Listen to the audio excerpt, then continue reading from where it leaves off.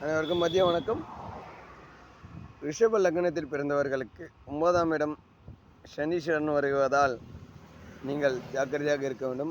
இதில் என்ன விஷயம் அப்படின்னு பார்த்தீங்கன்னா, உங்களுக்கு பாவாதிபதி தான் 9ஆம் இடம். அப்போ என்ன பண்ணணும் அப்படின்னா, நீங்கள் தந்தையிடமிருந்து விலகி இருக்க வேண்டும்.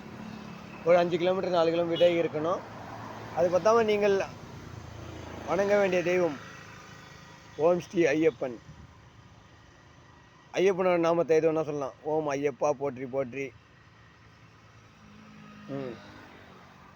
சரிங்களா?